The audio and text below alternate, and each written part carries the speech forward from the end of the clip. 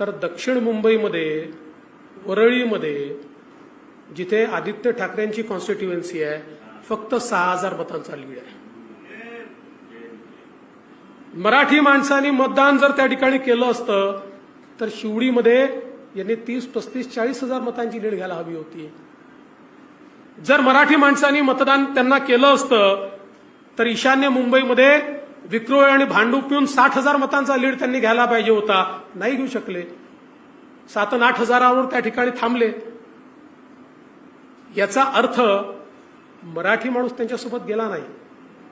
political अर्थमॅटिकमध्ये त्यांनी केवळ एका विशिष्ट समाजाच्या मतांवर,